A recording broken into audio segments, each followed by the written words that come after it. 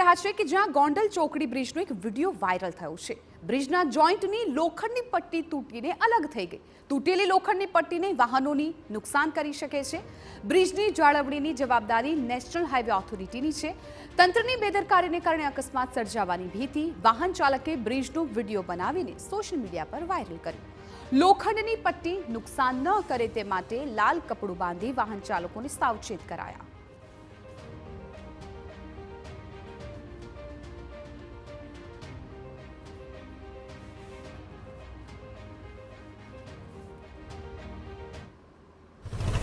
એમાં એવું છે કે ભૂતકાળમાં પણ આવી અજાણ્યા ઇસ્યુમાં દ્વારા ઘટના કરેલી છે, એની અમે કમ્પ્લેન કરેલી હતી। હવે આજની મેટર પ્રમાણે અમે ફરીવાર કમ્પ્લેન તો કરશું, પણ હવે સ્વખર્ચે હવે કેમેરા નાખી દઈશું, કારણ કે આ મેટર પછી બીજી વાર ભવિષ્યમાં ન બને એના માટે। અને આ જે કાંઈ છે એંગલ, એના માટેનો અમે બીજી રિસોર્સ પ્રમાણે મંગાવી લીધા છે મટીરિયલ, અને તુરંત ઇન્સ્ટોલેશનનું કામ અમે ચાલુ કરી દઈશું। પૂરી થાય છે હાજી। તો બ્રિજના ગટરના સમારકામની કામગીરી શરૂ કરાઈ છે। લોખંડનો જોઈન્ટ છૂટો પડવાને લઈ તંત્રે હાથ ધરી કામગીરી। બ્રિજની જાળવણી કરતા કર્મચારીઓનું નિવેદન સામે આવ્યું। બ્રિજ પરના ગડરની રાત્રિના દરમિયાન ચોરી થયાનો તેમણે દાવો કર્યો। અગાઉ પણ બ્રિજ પરના લોખંડની ચોરીની ઘટના બની હતી। વારંવાર ચોરી થતા નેશનલ હાઈવે ઓથોરિટીના અધિકારીઓને જાણ કરવામાં આવી। નેશનલ હાઈવે ઓથોરિટીના અધિકારીઓ પોલીસ ફરિયાદ કરશે। રાજકોટમાં ગોંડલ ચોકડી ખાતે કરોડોના ખર્ચે બનાવવામાં આવેલા ઓવરબ્રિજ ઉપર એક વિચિત્ર ઘટના છે તે સામે આવી છે।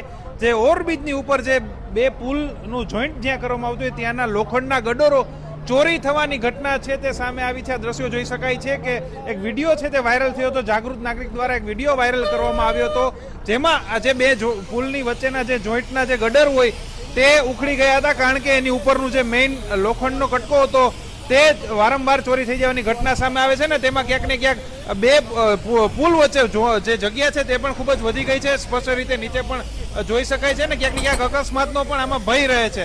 આપણી સાથે આ કર્મચારી છે, તેમની સાથે વાત કરશું। શું કહેશો क्या कहेंगे अभी ये हो रहा है?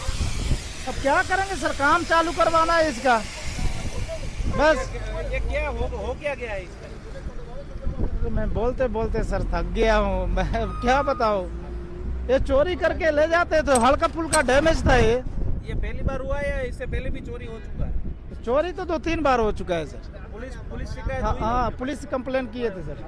अभी एक कितनी टाइम लगेगा ये हो गया सर, 1 हफ्ता 15 दिन में चालू हो जाएगा काम। જોઈ શકાય છે સ્પષ્ટ રીતે કર્મચારીઓ છે તેમનું સ્પષ્ટ રીતે જણાવવું છે કે 2 થી 3 વાર આ રીતે ચોરી થઈ, લોખંડના ગડર ચોરી થયાની ઘટના સામે છે। જોઈ શકાય છે કે આ ખૂબ જ ટ્રાફિકથી વ્યસ્ત એવો પુલ છે, કારણ કે સૌરાષ્ટ્રમાંથી તમામ જિલ્લાઓમાંથી અહીંયા જે અમદાવાદ તરફ જતા, પછી અમદાવાદથી સૌરાષ્ટ્રના અલગ અલગ જિલ્લાઓમાં જવા માટે આ જ ઓવરબ્રિજનો ઉપયોગ છે તે થાય છે ને મોટી સંખ્યામાં ભારે વાહનો અહીંયાથી પસાર થતા હોય છે ને આ વચ્ચે બે પુલ વચ્ચેનું જે લોખંડના ગડર છે તે ચોરી થઈ જવાથી ગેપ ખૂબ વધી ગયો છે।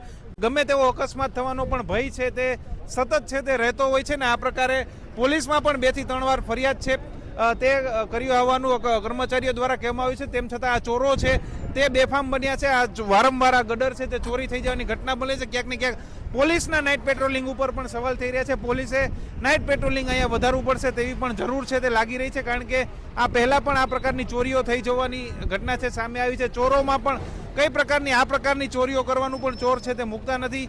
અત્યારે હવે જોવાનું રહેશે કે હવે આ પ્રકારે જે મામલો આખો મીડિયામાં આવ્યો છે કઈ પ્રકારે હવે કાર્યવાહી કરવામાં આવશે, કઈ રીતે આ ઓવરબ્રિજ ઉપર પેટ્રોલિંગ કરવામાં આવશે ને હવે આ પ્રકારની ઘટના ન બને તે માટે પણ કયા પ્રકારના પગલાં લેવામાં આવશે તે જોવું ખૂબ જ મહત્વનું રહેશે। રોનક મજીઠિયા, TV9 રાજકોટ।